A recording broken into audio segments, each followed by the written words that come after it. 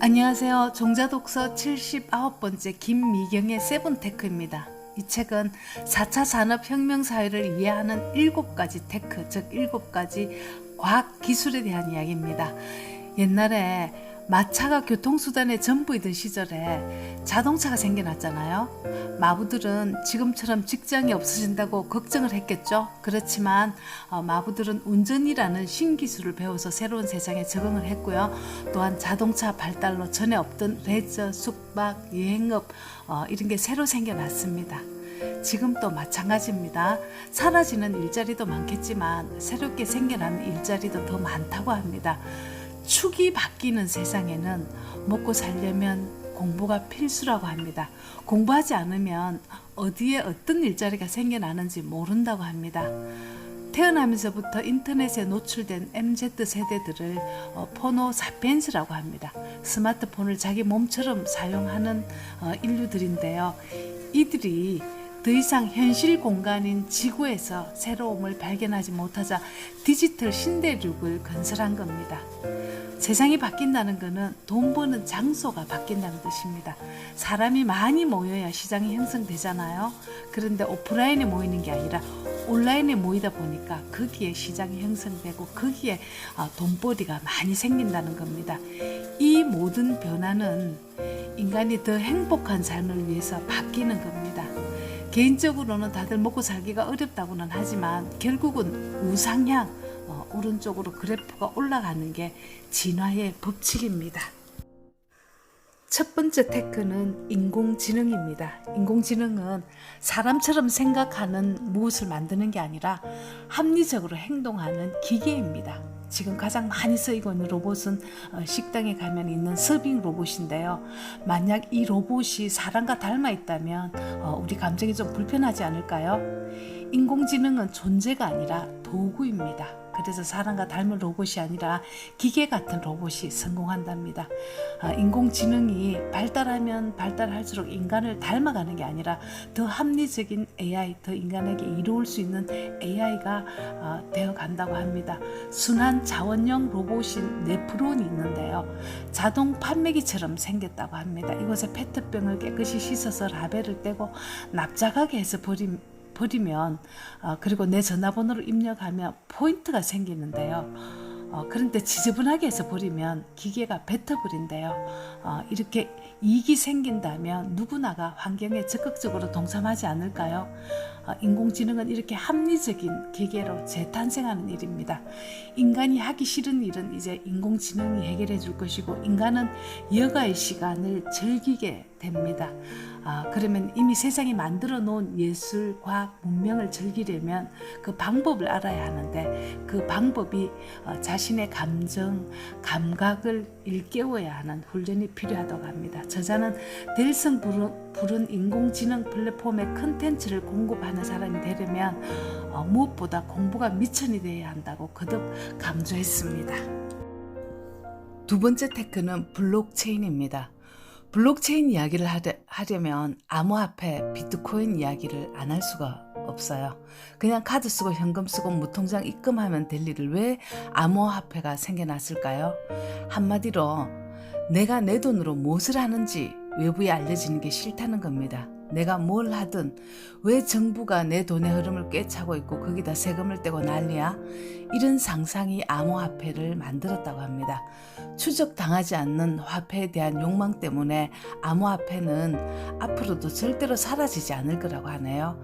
그런데 정부에서 보면 이거 싫겠죠. 세금을 탈루할 수도 있고 돈 세탁을 할 수도 있잖아요.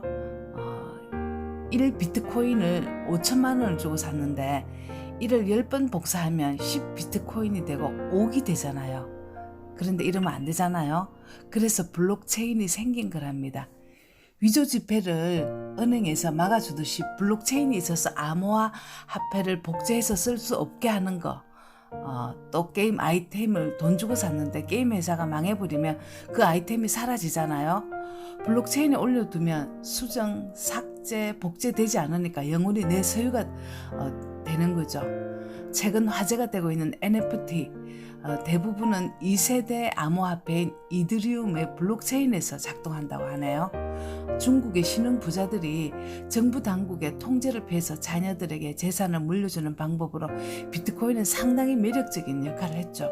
그래서 비트코인이 급등을 했는데 중국 정부가 금지 정책을 발표하는 바람에 그 열기가 고스란히 우리나라에 전해져서 작년에 비트코인 가격이 급등했다고 하네요. 또한 블록체인에 학습 데이터가 저장돼 있으면 돈 없어서 공부 못하는 사회는 없어질 거라고 합니다. NFT는 블록체인에 등록되어 있는 등기 권리증 같은 건데요.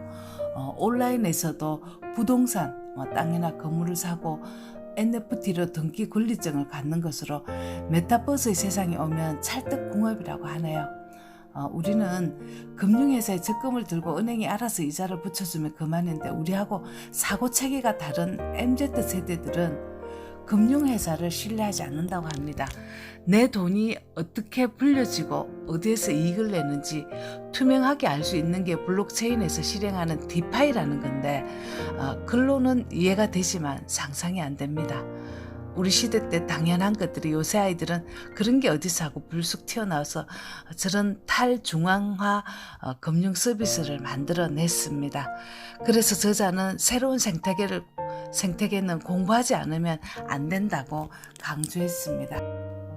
세 번째 테크는 VR, AR, MR, 가상현실, 증강현실, 혼합현실입니다.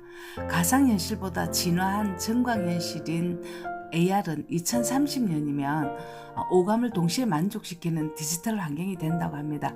홀로그램으로 순간 이동하는 시대가 정말 현실이 되는 겁니다. VR은 특수 장비인 고글을 착용하면 완전 가상 세계에 들어가고 AR 증강현실은 현실 세계를 기반으로 만들어진 3D로 몇 해 전에 유행한 포켓몬고가 대표적이랍니다.